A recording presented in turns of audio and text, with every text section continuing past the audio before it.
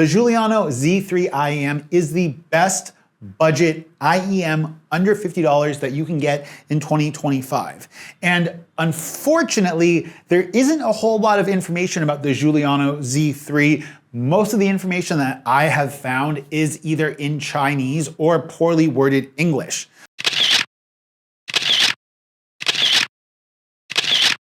So I'm gonna do my best to share what my experience has been. If I mess up on the details, I'm sorry. Also know that in full transparency, Zhulinniao did send these to me for free, but no money changed hands, and they're not gonna get to see this video before you do. The unboxing experience of the Zhulinniao Z3 is really nice for a budget pair of IEMs.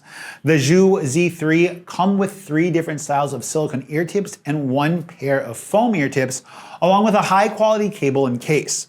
I think the inclusion of a nice cable and case is really, really important, because when we look at other budget IEMs, oftentimes you don't get that and you would later need to buy that, which is why I didn't rate the KZ Saga that highly, and you can check that video out right here. So we've established that the Zhu Audio Z3 are a good value because they sound pretty good. They come with an included case, they come with a cable that has a DAC, but most importantly, how do they sound? Well, before we talk about sound, I want to talk a little bit about construction, because these things offer an ultra meaty, really, really nice feel in the construction of them. They have a really heavy shell and a really nicely textured exterior. At the top of the IEM, there's a rectangle style key. So whatever cable that you buy, if you're looking for an aftermarket cable, make sure it's going to be compatible with this. Now, talking a little bit about the cable that I got. This is a really, really thick, really, really nice cable. This cable, though, comes with an included DAC and an inline mic. Now, this offers a lot of convenience for just being able to plug it into your device and not have to worry about getting an external DAC or any kind of compatibility. And the mic is nice for taking phone calls. That said, the DAC that comes with these is not that good. And even though for testing purposes, I am testing these with the integrated DAC and the cable, I did get to try them with a variety of other DACs, and we'll talk about that towards the end of this video. Now, first off, when we talk about the sound, I would like to talk about the soundstage. If you're not familiar with what soundstage is kind of referring to, it's the size of the area that the headphones can replicate. For example, headphones with a large soundstage might sound like the drums are in one corner of the room and vocals are front and center, and maybe the lead guitarist is a little further away to the other side of the room. The soundstage can be really, really important when listening to music that has multiple instruments, or if you guys are looking to get a pair of headphones for gaming. The soundstage can oftentimes make headphones feel like you're either in a small club or in like a large amphitheater. Now, with the integrated DAC, the soundstage felt really tight. Not necessarily cramped, but not as large and expansive as I would have liked. I can confirm that the soundstage is very much related to the DAC, because the Zhulinniao Z3 definitely sound broader and bigger with other DACs that I got to use these with. That said though, the included DAC doesn't have a horrible cramped soundstage, but when listening to something like Reefer Decree Curved Air, I would have appreciated a slightly larger soundstage. The best way that I can describe the soundstage of the Zhulinniao Z3 would kind of be like a large club with low ceilings. This soundstage does sound great for electronic and hip hop, making you feel like you're in a large mixing and mastering studio, and it's very punchy. But when you have other instruments or you need something that has larger kind of imaging, these kind of fall apart with the included DAC. We gotta talk a little bit about clarity. And for the inexperienced, it's the separation between instruments. How well can you hear each individual instrument?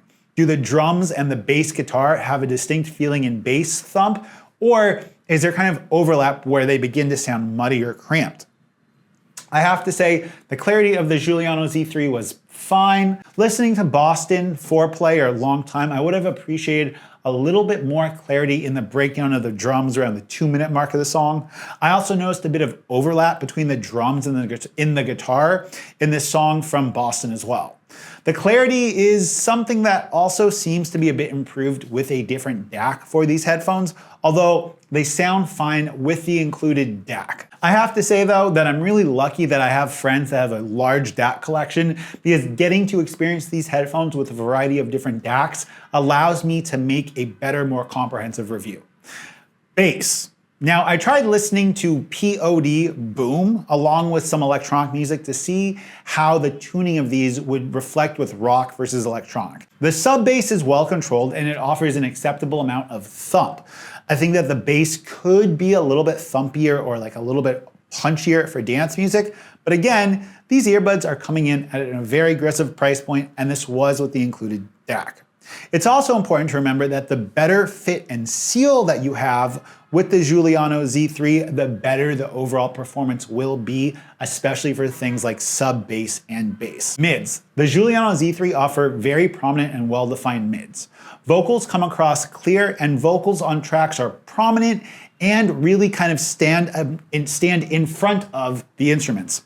The vocals seem to have good separation over the rest of the tracks, and when listening to electronic music, they sound incredibly well balanced, punchy, and fun. Highs are crisp and clear without being fatiguing, and I find that the highs of the Zhu Audio Z3 to be almost perfect with the right DAC and ear tip combo.